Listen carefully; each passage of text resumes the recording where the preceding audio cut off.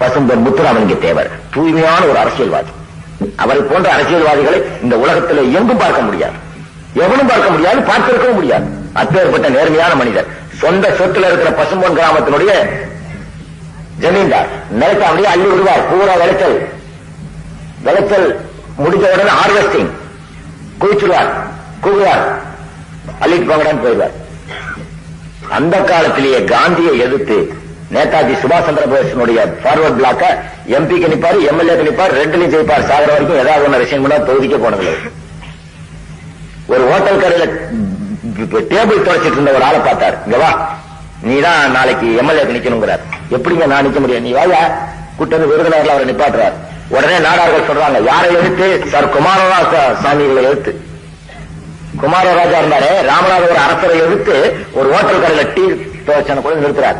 நாடார்கள் சில பேர் ராஜாவுக்கு விசுவாசிகள் சொல்றான், வெட்டீர் குதிரையில் அங்கிருந்து வந்தார்.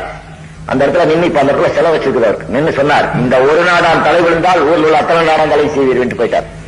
காமராஜ் நாடான் ஒரு ஆளை உருவாக்கினவரே முத்துராமலிங்க தேவர். அப்படி கிங்டம் மேக்கராக இருந்தவர் அவர். அவர் உயிரோடு இருந்த வரைக்கும் அந்த மக்கள் மத்தியில் அந்த பார்ப்பனர்கள் உள்ள போக முடியல. அவர் பேர்ல கொலைகேஸ். முத்துராமலிங்க தேவரை குளோஸ் பண்ண சொன்னது நேரு. நேரு எதுக்காக சொல்றான்?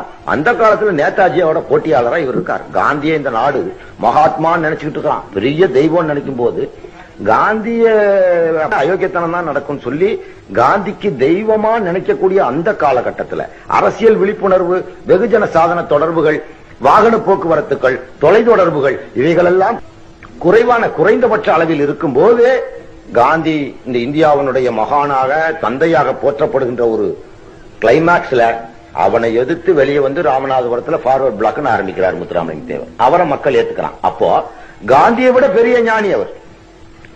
அப்படி உள்ள ஒரு ஃபார்வர்ட் பிளாக்னு காந்தியை எதிர்த்து ஆரம்பிக்கிறார். அந்த எதிர்ப்புணர்வும் நேருவுக்கு முதல்ல வரும்போதே காமராஜரை தூண்டி விட்டு முத்துராமலிங்க தேவர் கதையை முடிக்க சொல்றான். உடனே அவர் பாக்குறாரு, நாடார்களை விட்டுனோன்னா தப்பா போயிரும்னு பள்ளர்களை விட்டார். அந்த பகை முடியாம இன்னைக்கு வரைக்கும் ஒரு தாய் மக்கள், ஒரு மொழி பேசுகிறவர்கள், ஒரு மண்ணில் விளைந்த நெல்மணிகளையும் கதிர்களையும் உண்டு வாழ்கிற சகோதரர்கள்